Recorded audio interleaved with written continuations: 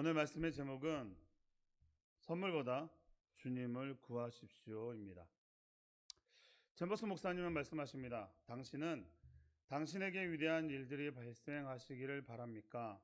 위대한 사람이 되기를 구하기보다 하나님께서 당신을 위해 대사를 이루시기를 기도합니까? 하나님께서는 당신이 주님의 선물을 받는 것보다 주님과 더욱 가까운 관계가 되는데 관심을 가지시기를 원하십니다. 사랑하는 성도 여러분, 여러분은 여러분의 무엇을 위해 기도하고 있으십니까? 하나님, 나는 이런 사람이 되고 싶어요. 이런 사람이 돼서 이런 일을 하고 싶습니다. 나를 위해 큰 일을 행하게 해달라고 기도하고 계십니까? 여러분, 많은 그리스도인들이 이런 기도가 익숙합니다. 이런 기도 응답을 위해 많은 기도 제목을 가지고 있습니다. 왜냐하면 이 일을 통해 하나님이 살아계심을 증명하고 싶거든요. 그래서 이 기도를 들어주셔야 하거든요. 예를 들어 하나님, 사업을 성공시켜 주세요. 그러면 많은 사람을 돕겠습니다. 하나님, 치유의 은사를 주세요. 그러면 많은 환자를 살리겠습니다. 이런 기도 멋지죠. 우리가 그리스도인으로 살아가면서 너무나 기대하는 선물과 결론으로 끝나는 신앙생활입니다. 그래서 하나님 나에게 이런 축복과 선물을 주세요 하고 구한다라는 거예요. 그런데 여러분, 하나님은 여러분에게 다른 계획이 있다고 말씀하시면 어떻게 하시겠습니까? 그래서 하나님이 지금 사업을 성공시켜 줄 수도 없고, 내가 기도하는 그 기도 지금 들어줄 수도 없고, 내가 기대하는 그 꿈꾸는 그 아름다운 신앙생활을 가질 수 없을 것 같아. 왜냐하면 그건 아직 내게 계획이 없거든. 너는 나를 위해 할 일이 있거든. 그런데 그 일은 내가 이해 못하는 일일 수 있어. 내가 생각하기에 너무나 좁은 길이야. 그래도 나와 함께 가겠니? 라고 말씀하시면 어떡하시겠습니까? 여러분, 당신이 주님의 선물을 받는 것보다 주님과 더욱 가까운 관계가 되는데 관심을 가지시기 원하십니다. 라고 말씀하십니다. 여러분, 더욱 가까운 관계는 무엇일까요? 여러분은 어떤 것들이 가까운 관계라고 느끼시나요? 저는 저번 주 새벽 말씀에도 말씀드렸다시피 포도나무와 가지가 생각이 났습니다. 포도나무에 가지가 연결이 되어 있어야만 열매를 맺을 수 있듯이 끊임없이 포도나무에 가지가 붙어 있어야 그 결과를 맺을 수 있다라는 것이죠. 그렇기 때문에 주님께 붙어 있는 그 관계, 그게 정말로 하나님과 그 가까운 관계가 아닐까라는 생각이 들었습니다. 그래서 오늘 묵상에서도 말씀하시는 거예요. 주님은 당신이 그분을 알기를 원하십니다. 그래서 하나님은 우리가 하나님을 알게 하기 위해 어떤 선물을 주시기도 하십니다. 저번 주 새벽 말씀에서도 봤던 것처럼 예수님은 제자들에게 2명씩 짝지어서 전도를 보냅니다. 그래서 그곳에서 행한 일을 가지고 70명의 제자들을 나서 자랑하고 기뻐합니다. 그 일들이 무엇이었습니까? 바로 주님의 이름으로 구하였더니 행하였더니 귀신이 항복하였나이다 라고 말씀했습니다. 여러분, 그 70명이 모여가지고 그 일들을 행할 때 어떤 느낌이었을까요? 나는 몇 명의 귀신을 쫓아냈어. 그래? 나도 그런데? 나는 군대 귀신을 쫓아냈어. 하고 얼마나 기뻐하며 그 시간을 보냈겠습니까? 그런데 예수님이 뭐라고 말씀하시나요? 누가복음 10장 19절에서 20절에 내가 너희에게 원수의 모든 능력을 제할 힘을 주었다. 그러나 귀신들이 너희에게 항복하는 것으로 기뻐하지 말고 너희의 이름이 하늘에 기록된 것으로 기뻐하라 하시니라. 아멘. 주님은 우리가 귀신을 내쫓는 능력으로 기뻐하기보다 하늘에 이름이 기록된 것을 가지고 기뻐하라고 말씀하십니다. 왜냐하면 하나님과의 연결과 존재라는 사실, 그것을 기뻐하라고 말씀하신다는 거예요. 이러한 은사와 기적은 필요에 따라 주시지만 이것은 임시적으로 왔다가 그냥 사라진다는 겁니다. 그런데 하나님은 결코 임시적인 것을 주시지 않는다는 거예요. 그럼 영원한 것은 무엇이겠습니까? 바로 하나님 자신, 그분과의 관계를 말하고 있습니다. 이 세상의 모든 것은 변하고 없어지지만 하나님은 시작도 끝도 없이 존재하신다는 분이라는 것을 말씀하고 있는 거예요. 그래서 하나님이 어떤 것을 주시는 것보다 그 하나님 자체가 유일한 영원이라는 겁니다. 사랑하는 성도 여러분, 그 하나님이 우리와 바른 관계를 맺어가기를 원하십니다. 이 관계 안에 들어갈 때 여러분이 원하는 것이 자신의 큰일을 위한 선물이 아니라 하나님께 있다면 그 관계 속에 들어가기가 쉽다라는 거 말하고 있습니다. 그래서 묵상에 이런 표현이 있습니다. 이 관계를 요구하시는 하나님의 마음을 외면한 채 당신이 하나님께 나오는 이유가 단지 물질이라면 당신은 온전한 헌신의 첫 단계에 들어오지 못한 상태라고 말하고 있습니다. 하나님께 성령을 구했지만 주님은 제가 기대했던 쉼과 평강을 주지 않으셨습니다. 이때 하나님께서는 곧바로 이유를 지적하십니다. 너는 주님을 전혀 구하지 않는구나. 자신을 위해 뭔가를 구할 뿐이다. 라고 말씀하십니다. 여러분, 온전한 헌신의 첫 단계가 무엇이라고 생각되십니까? 묵상에서 말하는 온전한 헌신의 시작은 하나님이 무엇을 주시든 상관없이 저는 하나님의 뜻에 따르겠습니다. 하나님 한 분이면 됩니다. 이것이 온전한 헌신의 첫 단계라는 겁니다. 오늘 말씀에서 궁금했던 말씀이 있었습니다. 성령을 구했지만 주님은 제게 기대했던 쉼과 평강을 주지 않으셨습니다. 라는 이 표현을 묵상하다 보니 이런 마음이 들었습니다. 우리가 성령을 구하는 이유가 하나님을 알기 위해서인데 이 성령을 구할 때 쉼과 평강을 주지 않는다라고 말하고 있는 거예요. 이 말씀이 어떤 것을 표현하는 것일까라는 것을 묵상하다 보니 우리가 성령을 구할 때 그 성령을 받게 되면 그 잠시의 안식은 누릴 수 있습니다. 그런데 성령께서 말씀하시는 그 일들이 내가 원하는 방향이 아닐 수도 있다는 것이죠. 성령님은 이해되지 않는 일을 우리에게 요구하신다는 겁니다. 왜 요구를 하십니까? 바로 하나님을 알기를 원하시기 때문입니다. 이 일을 통해서 하나님을 알기를 원하는데 이 일은 네가 이해되는 일이 아닐 수도 있다라는 거예요.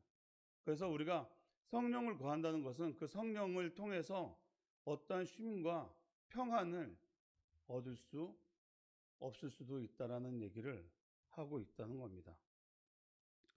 그러면 우리는 우리 자신에게 다시 한번 질문을 해봐야 됩니다. 나는 왜 하나님을 찾고 있는가? 하나님이 주신 어떤 요구와 충족을 위해서 하나님을 찾고 있는가? 아니면 정말로 그 하나님이 나에게 원하시는 것이 있기 때문에 그 하나님을 구하는 그것을 위해서 하나님을 찾고 있는가? 하나님이 수단인가? 하나님이 목적인가를 우리는 분명히 분별해야 된다는 겁니다.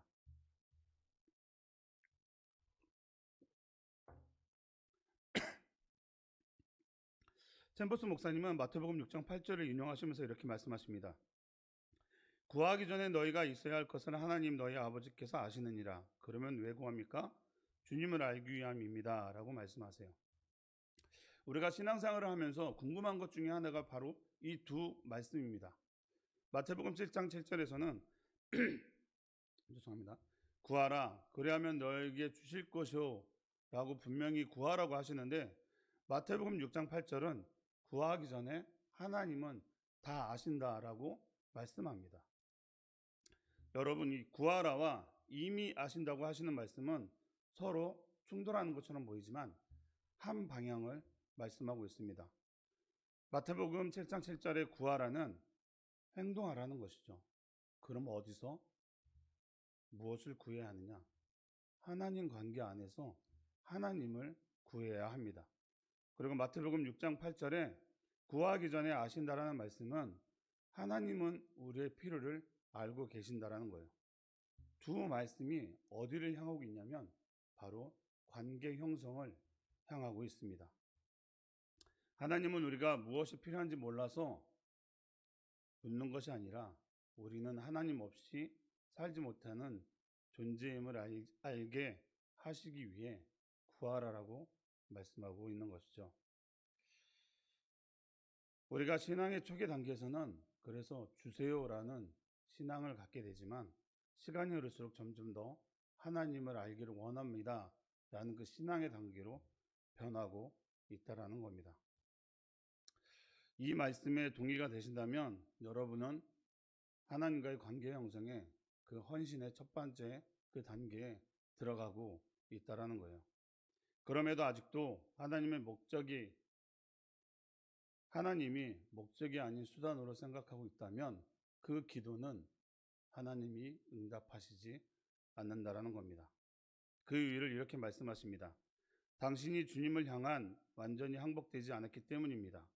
여전히 주님께 순종하지 않는 부분이 있기 때문입니다. 라고 챔버스 목사님은 말씀하세요. 챔버스 목사님은 묵상에서 좀 강하게 말씀하십니다. 하나님께서는 현재 임시적인 것들, 지금 이곳에서 당신을 풍요롭게 하고 행복하게 하는 일에 관심이 없으십니다. 영원한 것들에 관심이 있으신 주님은 언제나 궁극적인 완성을 위해 일하실 뿐입니다. 다시 말해 하나님은 임시적인 우리의 편안함을 허락하지 않으신다는 거예요. 그래서 우리가 구해야 하는 것도 달라져야 합니다. 지금의 풍요함보다 편안함보다 하나님이 이루시려는 영원한 것을 구해야 한다는 것이죠. 오늘 말씀에서 바룩은 하나님을 위해 일했습니다. 하나님을 위한 사역을 하면서도 여전히 자기 자신의 어떤 것을 구하는 바룩의 모습을 볼 수 있습니다. 그래서 3절에 바룩은 이렇게 말했다 합니다. 화로다. 여호와께서 나의 고통에 슬픔을 더하셨으니 나는 나의 탄식으로 피곤하여 평안을 찾지 못하도다. 사역은 하는데 기쁨도 없고 보상도 없고 오히려 더 힘만 드니 불평한 것입니다. 이것을 하나님이 보았다라고 말하는 겁니다. 그래서 하나님은 바룩의 마음을 정확히 찌르십니다. 하나님은 내가 보는 이 모든 일이 내 계획 가운데 이루어지고 있는데 너는 너를 위한 큰 일을 구하느냐? 구하지 마라. 대신에 내가 어디로 가든지 내 목숨만은 지켜주시겠다라고 말씀하십니다. 여러분, 하나님의 이 약속이 작은 약속처럼 보이지만 사실은 엄청나게 큰 은혜입니다. 모든 것이 무너지는 시대 속에서 하나님이 직접 책임지시겠다고 말씀하고 있는 것이니까요. 그러니 이 얼마나 큰 은혜입니까? 여러분, 오늘 말씀의 제목이 선물보다 주님을 구하십시오입니다. 이 세상에 많은 사건과 사고가 있습니다. 그럼에도 불구하고 하나님께서는 우리를 지금 이곳에 두셨습니다. 왜 이곳에 두셨을까요? 하나님의 일을 하기 원하시기 때문입니다. 우리를 통해 하나님께서 아직 하실 일이 있다라는 것이죠. 사랑하는 성도 여러분, 우리 함께 임시적인 선물이 아닌 주님의 마음을 알기 위해 우리가 더 하나님을 기억했으면 좋겠습니다. 그러면 우리가 해야 할 것들이 있죠. 바로 하나님이 나를 통해 무엇을 원하실까? 나는 무엇을 구하고 있는가? 정말 내가 하는 기도와 나의 모든 사역은 하나님이 필요로 하는 일들인가? 아니면 하나님을 수단으로 사용하고 있는가? 우리는 그것을 다시 한번 생각해 봐야 합니다. 하나님은 분명히 여러분들이 기도하는 그 모든 기도 제목에 선물로 그 기도의 응답을 하실 겁니다. 하지만 그것에 안주하지 말고 그 응답을 주시는 이유와 그 일을 통해 하나님이 무엇을 원하시는지를 알기를 원하시기에 그 일들을 행하십니다. 여러분, 우리가 그 일들에 대해서 더 깊이 묵상하고 그 하나님의 마음을 알아가는 오늘 하루가 됐으면 좋겠습니다. 그 일들을 위해서 기도하는 우리 새움누리 공동체가 될 수 있도록 기도했으면 좋겠습니다. 기도하겠습니다. 사랑의 하나님, 저희가 정말 원하는 것들, 정말 어떤 선물을 원하는 것들, 정말 우리가 기도 제목, 그 기도의 응답을 원하는 것들이 있습니다. 아버지, 정말 그 기도 응답을 원할 때 정말 우리가 그 하나님의 관계 가운데 아직 들어가 있지 않다면 아버지, 그 기도 응답 주시지 마세요. 우리가 정말로 주님의 마음을 알기 전까지 그 선물보다는 주님의 마음을 더 구하는 일에 힘써 정말로 우리가 힘써 주님을 구할 수 있도록 그 마음을 부어 주시옵소서. 우리가 하나님 앞에 하나님을 알기를 원합니다. 하나님이 하시는 그 일들을 알기를 원합니다. 우리에게 그 마음을 구할 수 있는 그 마음을 주시옵소서. 그 주님의 마음을 알아가기에 최선을 다하는 오늘 하루가 될 수 있도록 인도하여 주시옵소서. 예수님 이름으로 감사하며 기도합니다. 아멘.